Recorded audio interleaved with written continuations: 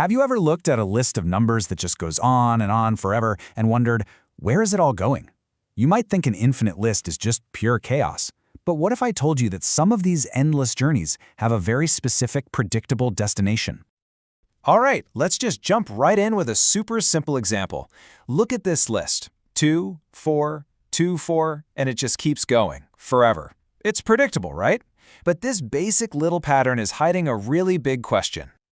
And that question is exactly this. Where is it going? I mean, if you could follow this thing all the way out to infinity, where would you actually end up? Does an infinite list even have a destination? Well, that's exactly what we're going to figure out today.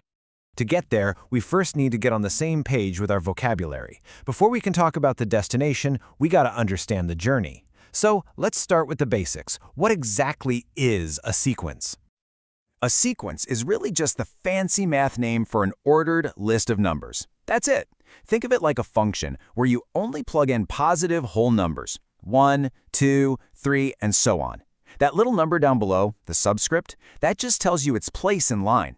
So a sub 1 is just the first guy, a sub 2 is the second, and a sub n is whatever term is at the end spot.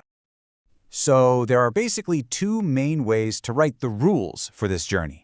On the left, you've got an explicit formula. This thing is like a GPS. You want to know the 100th term? No problem. Just plug n equals 100 into the formula, and bam, there's your answer. On the right, you've got a recursive formula. This is more like getting directions from a local. It tells you where to start, d sub 1 is 25, and then gives you a rule to get to the next spot based on where you are right now. Okay, so we've got our map, we've got our rules, but this all leads us back to that big central question. Does this infinite journey ever actually arrive anywhere? Well, it turns out every sequence has one of two possible fates. On the left, we have convergence. Take the sequence 1/2 n. It goes 1/2, then 1/4, then 1/8. It gets smaller and smaller, zeroing in on a single value, 0. It's settling down.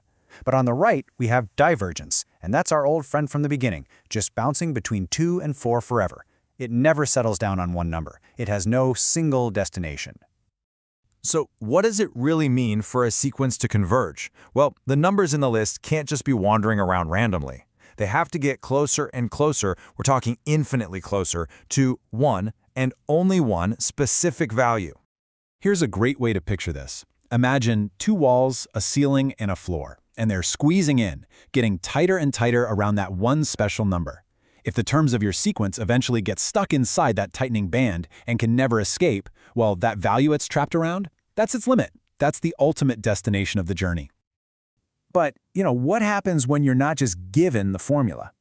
Sometimes all you have is the list of numbers, and you have to play detective. To find the destination, you first have to figure out how to read the math. So let's break down how you do that. Let's say you're looking at a sequence of fractions.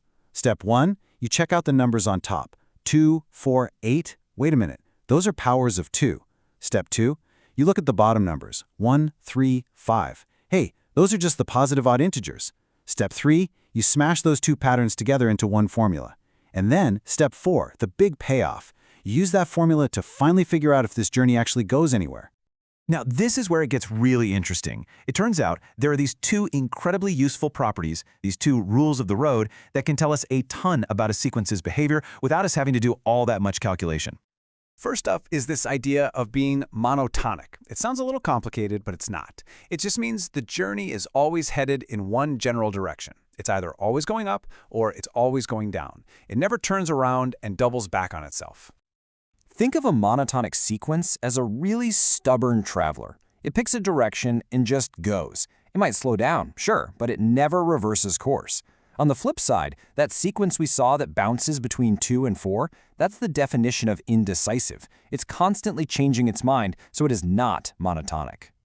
The second rule of the road is being bounded, and this one is super intuitive. It simply means that all the numbers in the list live within a certain range. There's a ceiling they can't go above, and a floor they can't drop below.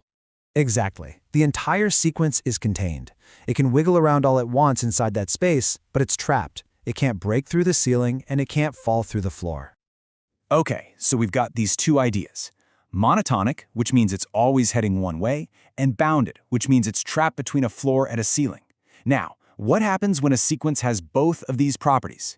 This is where the magic happens. So imagine you've got a sequence, and you know for a fact it's monotonic. It's always moving in a single direction. And on top of that, you know it's also bounded. So it's heading one way, but it's trapped inside a box it can't escape. Then it is absolutely 100% guaranteed to arrive somewhere. It must converge to a limit. This powerful idea is called the bounded monotonic sequence theorem. And it makes sense, right? If you're always walking forward, but you're stuck inside a room, you're going to have to end up at a wall eventually. Same idea. This table right here shows you exactly why you need both of those conditions for the guarantee to work. Look at the top row. The sequence, 1 over n, is monotonic and it's bounded? Boom, yes, it converges. But the second one, it's monotonic, yeah, but it's not bounded. It just shoots off to infinity, so no convergence. And the last one, it's bounded, but it's not monotonic. It just flips back and forth forever. No convergence there either.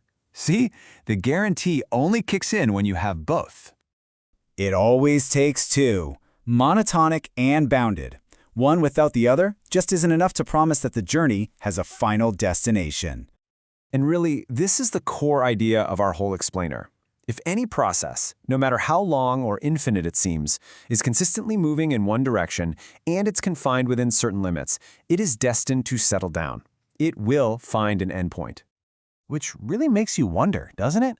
If something as abstract as an infinite list of numbers can be proven to have a single predictable outcome just by following two simple rules, what other seemingly complex or chaotic patterns out there, in science, in finance, maybe even in our own lives, might also have a simple, hidden destination, just waiting for us to discover the rules of their journey?